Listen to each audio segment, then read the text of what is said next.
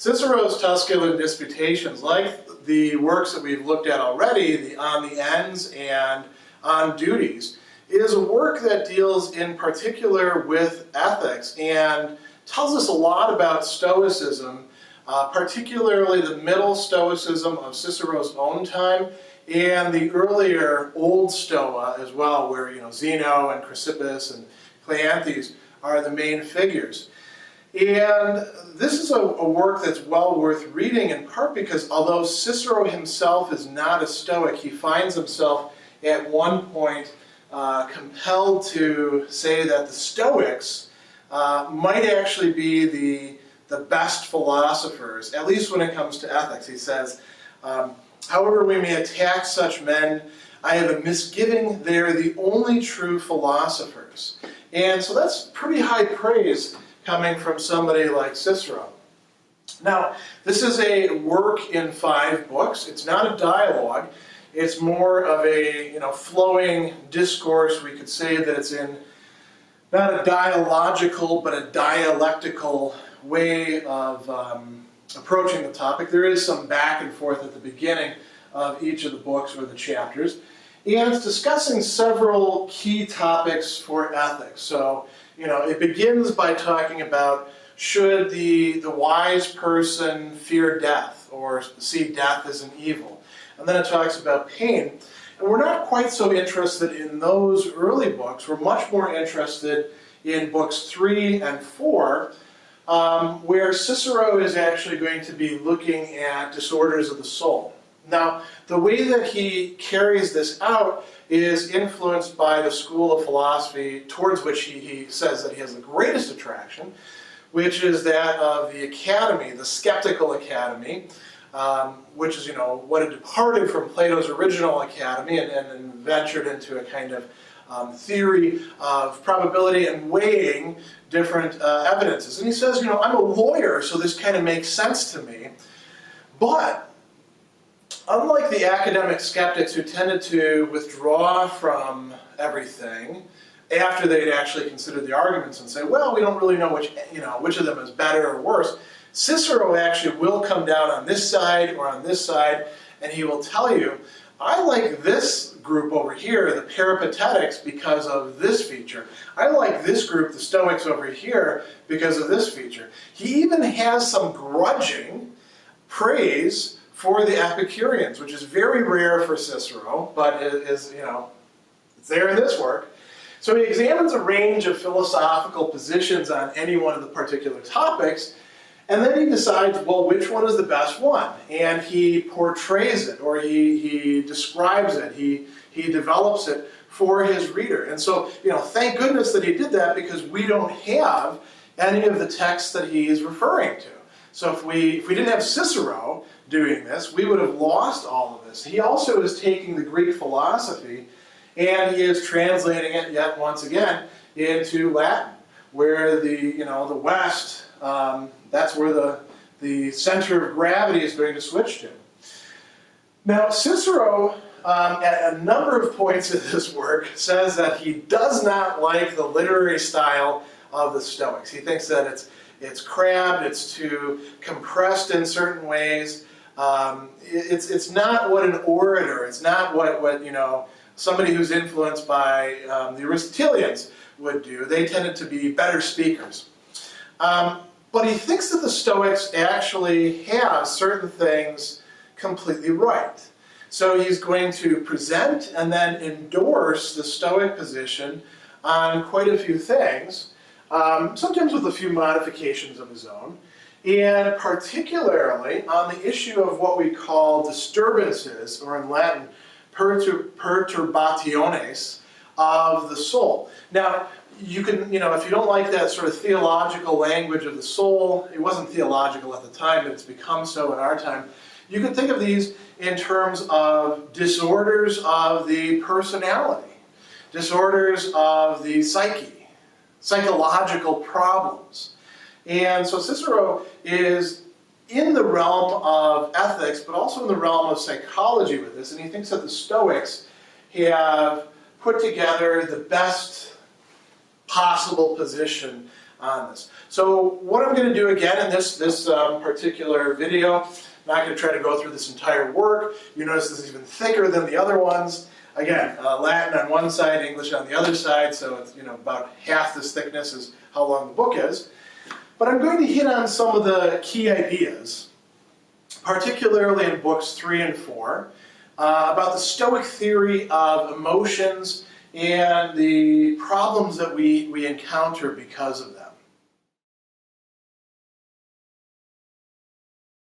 Book 3 of the Tusculan Disputations begins by examining a question that's going to run throughout that and book 4 as well, about the things that disturb us, besides just pain, physical pain, and besides death. All the things that upset us in the sense of getting us upset. And Cicero is going to ask about the role of philosophy in this. Obviously, he wouldn't be writing this if he didn't think that philosophy had anything to do with dealing with this. And the question he's asking is there any treatment for disorders of the soul? This is still a very valid question in our time when we are tempted to say, oh, well, of course there is. There's the whole domain of psychology. But, if any of you have ever gone to counseling or you've, been in one form of therapy or another, a lot of it can be quite hit or miss. And quite a bit of it depends not only on the method that's being used and the assumptions that are at play, but on the skill of the practitioner, the therapist, in helping you out with your problems. And there's also a subsequent question: can you carry out therapy yourself? What we call self-help. Is it possible to make strides towards these things by using things other than just clinical psychology, by turning to the humanities, which might know something about the human soul, might know something about the human nature or the psyche, since they've been around for quite a while. And so Cicero is asking a really important question. Is there any sort of treatment for the kinds of disorders of the soul that really bother us, in our own lives, where we say, what the hell is wrong with me? What's going on here? And also bother other people, sometimes at the stage where they say, wow, you got to find some professional help. So what are the kinds of things, in broad strokes that we're thinking about here? Well, motivations. He talks, for example, about people who are subject to, being carried away by desire of gain, what we nowadays call greediness. Is greediness a purely psychological problem, the way that a lot of sociologists and psychologists and other people would like to treat it? Or is it something that we can get our hooks into by using some other means and methods? It's a good question. Are we sort of naturally greedy? Is it hardwired into our brain? Or is there some malleability to it? He says, lust of pleasure, where men's souls can be so disordered that they're not far off on soundness of mind. Is there no treatment that can be applied to them? So our motivations, what is actually driving us? Is there a disjunction between what we say that we value and what we actually do, in fact, show that we value by our actions and then perhaps regret? Beliefs. Beliefs can be on track, they can be completely erroneous. And I think everybody knows how hard it is to bring somebody, including themselves, out of a state of erroneous belief, because there's a tendency to ignore evidence to the contrary, to want to maintain that we're right. And when you start mixing in motivations into that, it gets even tougher.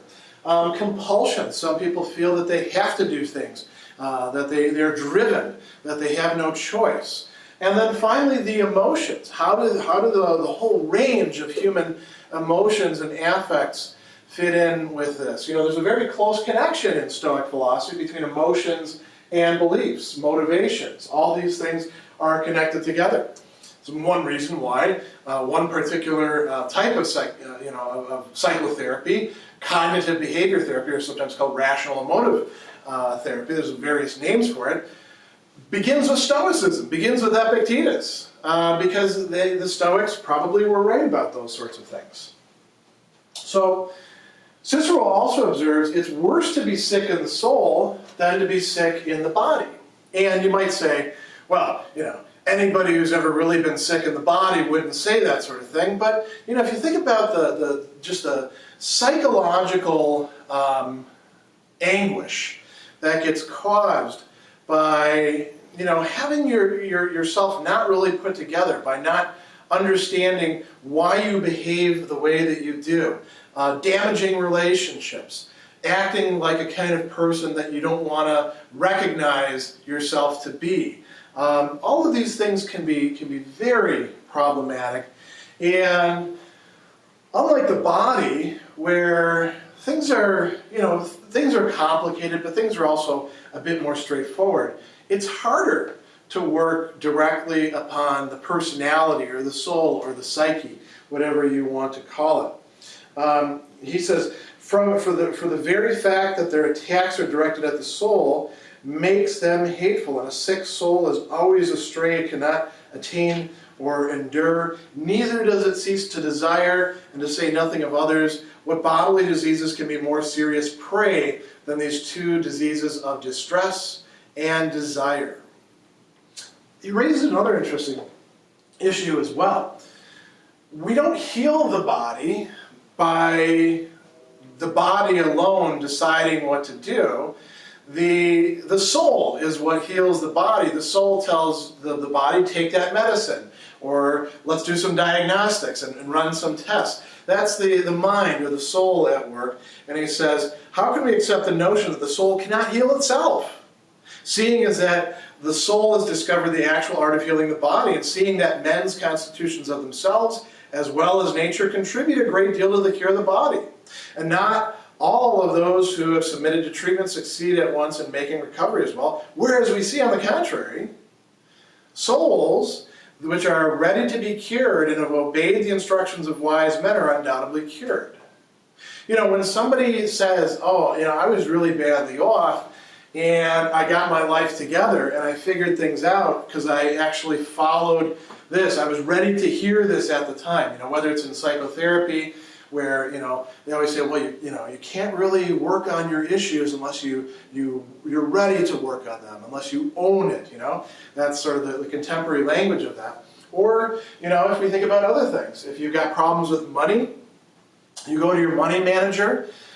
And they say, well, we need to do some triage here of your expenses. If you're not ready to do that, you can't get cured.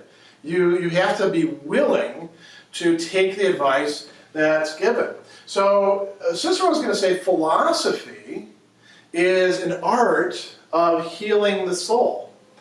Now, that's an interesting thing to say, because if you think about a lot of the ways in which philosophy is done today, you would not think that the people who are academic philosophers are in the business of healing the soul. As a matter of fact, you may have walked out of some people's classes saying, I feel worse than I came in feeling, and I don't get anything out of this. Well, that's because of what's happened in the last several hundred years with philosophy and the kinds of people that often go into it.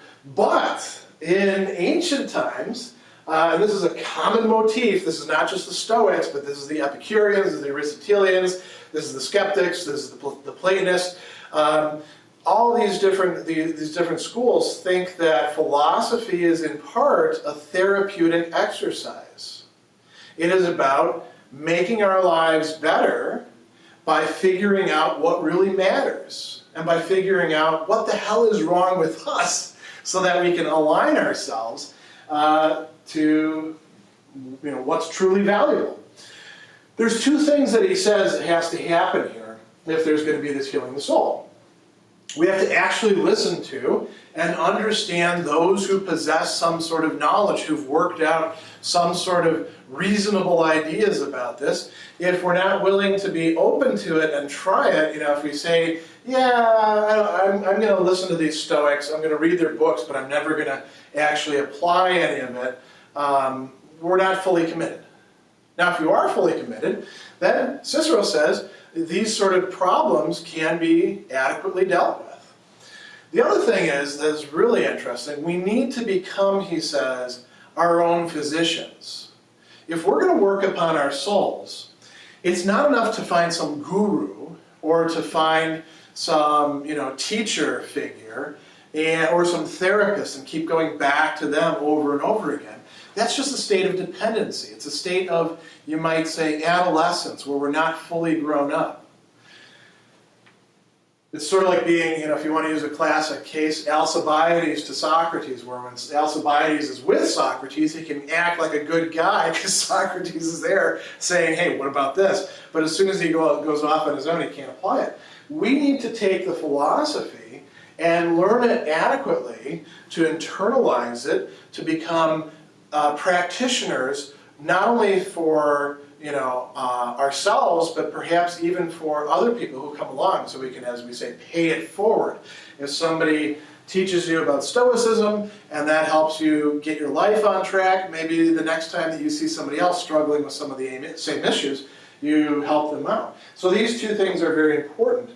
Now there's a big question that's being raised here throughout the rest of these two books about the nature of the emotions and desires. Does the wise person, the person who has practiced philosophy, who has understood it, who is, what they call the sage, the person who's got it together, the person we're trying to become, if we're doing, what we're supposed to be doing in Stoicism, does the wise person experience emotions or desires, what the Greeks call the pathe? The Stoics have a pretty strong negative answer to that, as we're going to see. They don't rule out all emotions or all affectivity, but they do see many of the emotions that we feel as to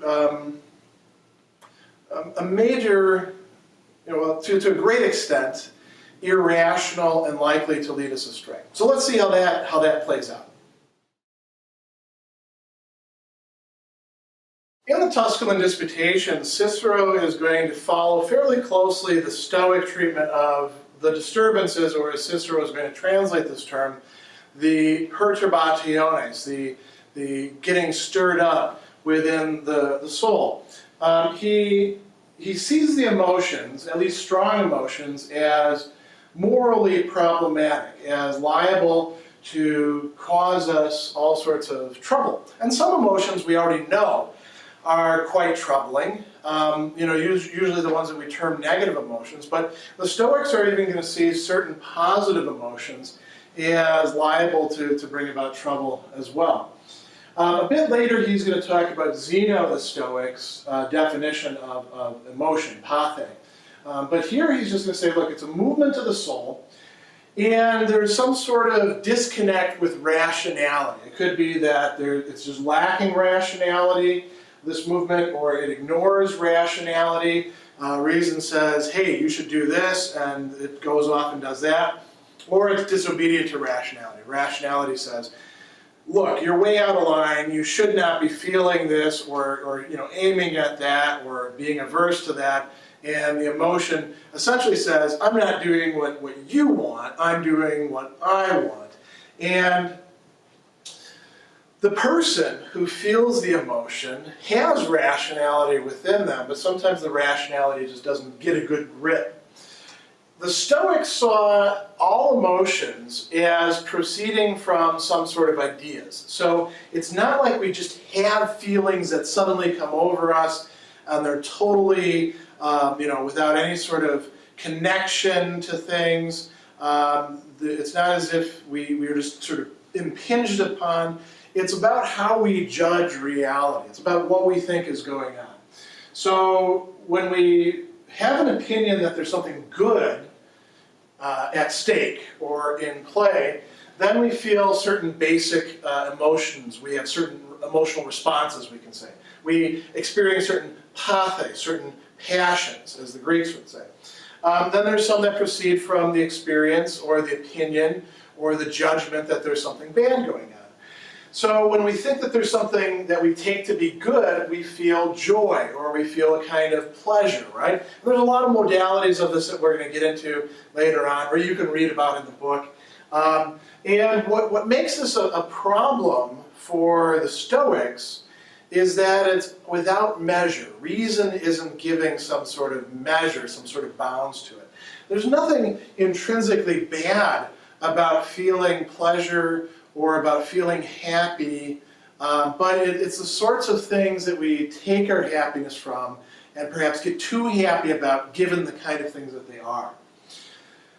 Then that's for a present good. So if something is there, we actually feel that good feeling. When it's not present, then towards that good, that thing that we are thinking is good, which could actually be very bad for us, we feel desire, or another way of putting this is lust, right? Lust not just in the sense of sexuality, but lust as excessive desire for something.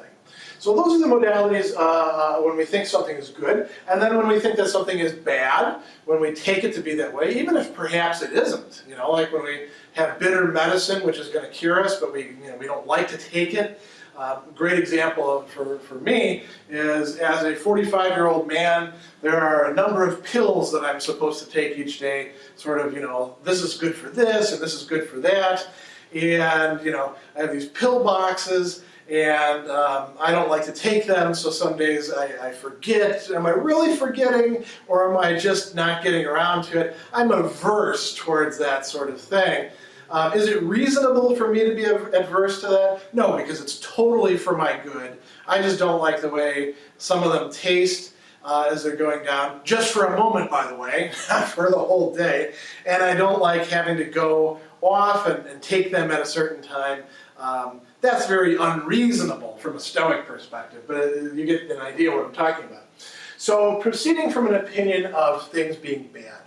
When we are in the presence of something that we feel to be bad, then we feel a sense of distress. Or the Greeks actually just said lupe, meaning pain. Or, they can cover a wide range. So think about not just, physical pain, but psychological pain. We feel pained by something. Embarrassment would be an example of that sort of thing. Then when something is not present, but we think it to be bad, we feel fear about it. So fear is the correspondent to desire, and distress is the correspondent to joy. These are four basic modalities of emotions, and the Stoics tended to see things more or less working that way. He says, these two classes, exuberant pleasure and lust springing from the idea of good, disturb the soul just as the two remaining, fear and distress, cause disturbances by the idea of evil. So, the Stoics want us to, if we want to have a peaceful life, we really need to try to dissociate ourselves from all of these. Now, that brings up an important question. Aren't there any positive emotions? And the answer is yes. A little bit later on, he's going to talk about this. He will say that, this is where he brings up Zeno's definition of disorder, where he says it's an agitation of the soul alien from right reason and contrary to nature. So he says that there are some affects that we can feel that are actually good for us to feel. So what makes them that way? Well, the thing that corresponds to joy or delight, which is actually good for us, if we get rid of this without measure part, then what we get is what the Greeks called boulesis, and which we might translate as rational joy.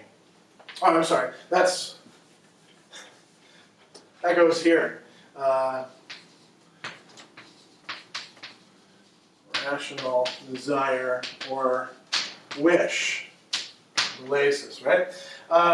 We can feel a sense of delight that is rational, so I should just also put here, rational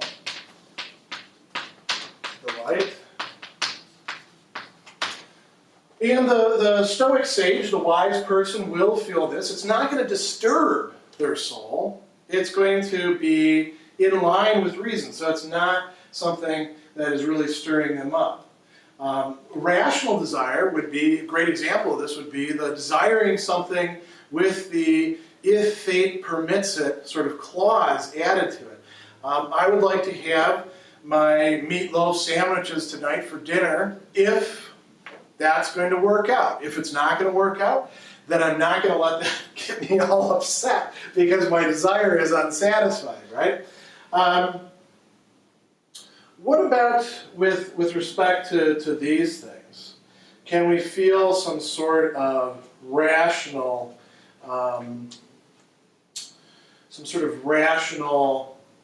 affect with respect to them? Well, with respect to fear, he says we can. He goes on and he says here, here we go. Since we do naturally desire good in the same manner as we naturally turn away from evil, and such a turning away when rational would be called precaution, and is consequently found in the wise person. When dissociated from reason, it becomes fear. So precaution is something that a Stoic would still feel if they've got it all together. What about distress? Is the wise person going to feel distress? The Stoics said no. There is no rational way of feeling distress. There is some rationale for why you feel the way that you feel when you feel distress, when you're feeling upset. But it's not actually rational in the full sense to feel that. And so if you are practicing the precepts of Stoicism and confining yourself to just what you actually have control over, what is your business, you are not going to end up feeling bad in that sense because you're not going to assess anything as bad for you that other people will. Like when you lose some money, you're not going to see that as something worth you getting upset about. Whereas you certainly can take precautions, you certainly can have a rational amount of joy in now gaining some money that now you can do good things with. You can have a rational desire for being financially solvent. But if you're a Stoic and you're really thinking this out in consequence, you are not going to have any sort of distress that you feel. Of course, that's at a limit point.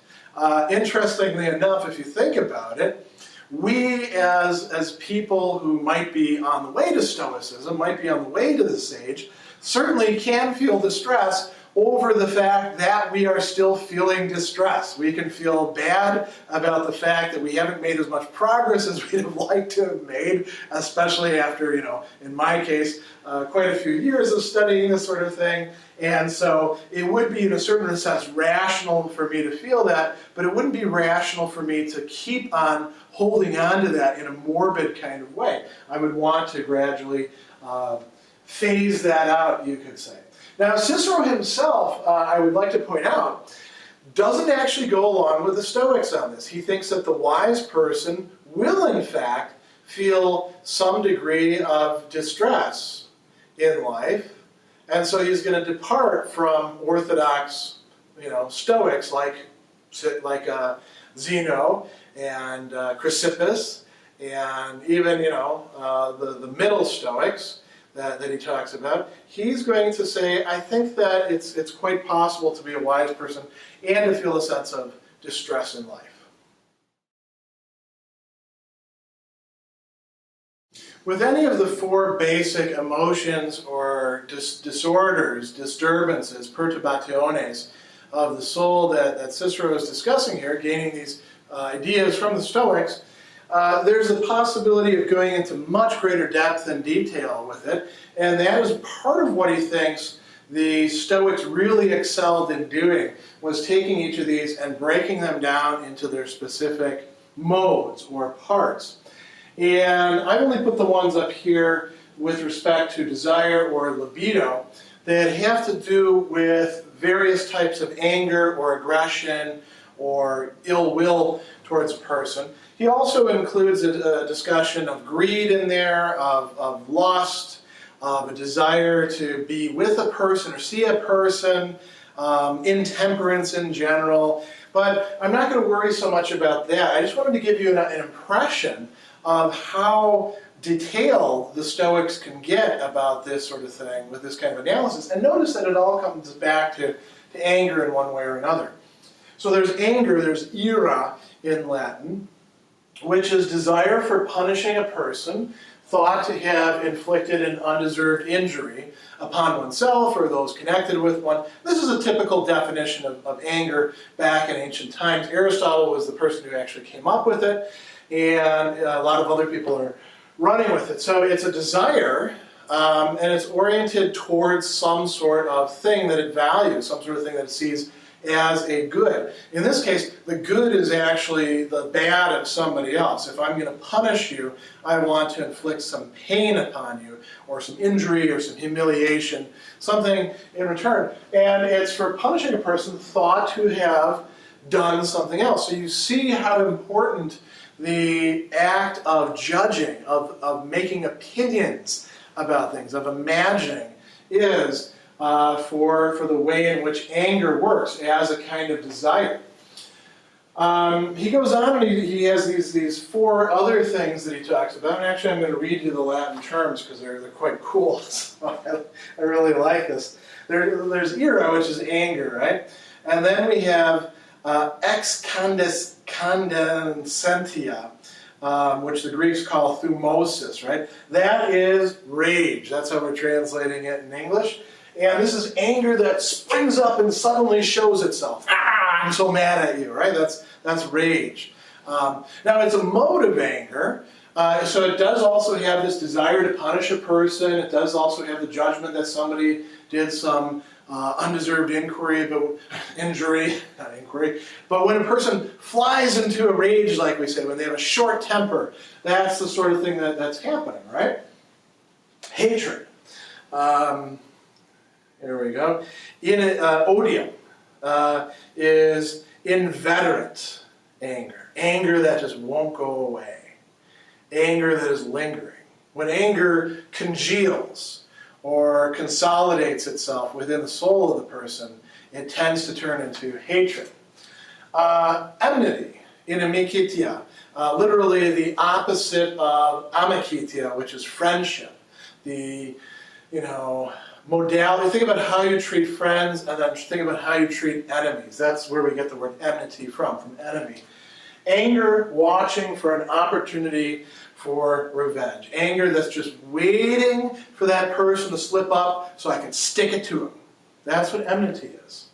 And again, still involving the desire, still involving the idea of an undeserved injury. Finally, wrath. And the Latin term for this is discordia. What a wonderful way of putting it. Discordia, the opposite of concord, and also a sort of disordered heart. The cordis is been messed up. This is anger of greater bitterness conceived in the innermost heart and soul, where a person is just filled with that anger all the time and can't let it go. Perhaps it's not even visible to somebody else, but it's there smoldering away like a fire underneath the turf. All of these are modes of desire, and they can all be distinguished apart from each other, and that can actually be quite helpful, not only for literary purposes, is the person being driven by rage or wrath or anger, but so that we can figure out what the hell's going on with us, so we don't have to feel these. If we can identify them, if we can figure out how they work and what sort of judgments are being made that are leading to this, we have the possibility of freeing ourselves from these emotions and from all the other modalities of excessive desire that can be felt.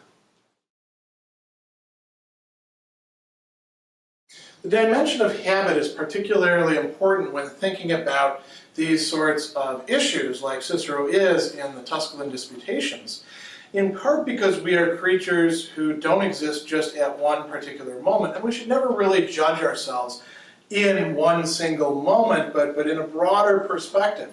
We are the way we are by the time that we start thinking about that because we have existed over time and we've made decisions, some of them good, some of them bad, we've had experiences, and all those things eventually become habitual, or at least some of them do. And so Cicero is going to say when reason is not applied as a remedy, and when we're not, thinking in terms of philosophy, the badness that comes from these disorders, these emotions that we feel, these perturbaciones, it seeps into the body. And he says it circulates through the veins and fastens itself upon the vital organs. Now, is this a physiology that we would accept today? Probably not too much. But we certainly do think that neural pathways become established over time, don't we? Because that's, what everybody wants to talk about these days, neuroscience and the possibility of changing these sorts of things. Well, that's very similar to what Cicero was talking about here. He does, by the way, concede that some people, by nature, by the way that they're born, by the sort of brain chemistry that they have, they may be more prone to one emotional state than to another.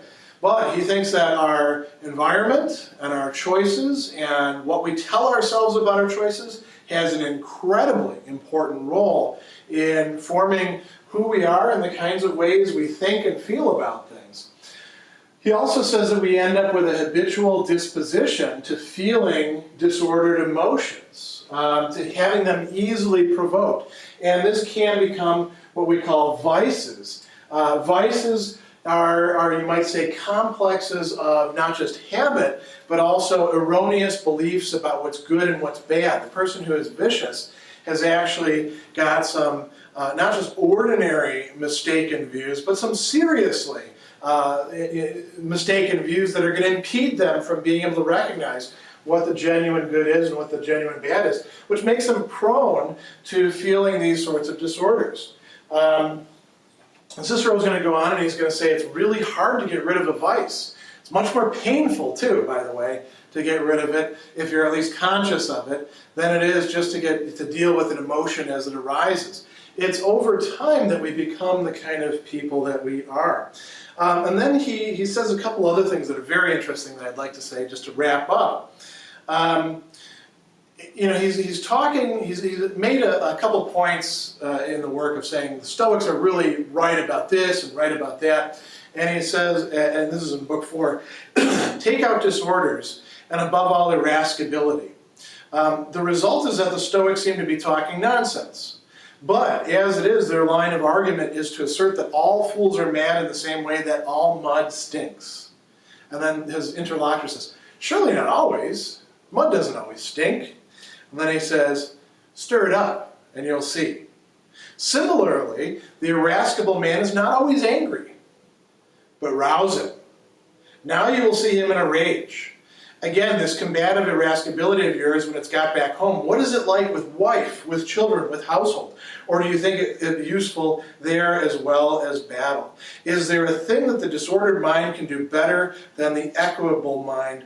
Or is anyone at all able to be angry without disorder of mind? Therefore, as all vices are moral defects, our countrymen have done well to give the name of morose to irascible men alone, because no vice is more degraded than irascibility. This is Cicero taking a very strong stand against anger. Cicero agrees with the Stoics on this. He thinks that the Aristotelians are way off base and that the Stoics have got the right attitude towards anger. Anger can very easily, like any other of the disordered emotions, fall into this pattern of vice. And when that's the case, you can, if we say that a certain person is vicious, it doesn't do you any good to say, well, I don't see him acting like that. Just put him in other contexts and see how he behaves.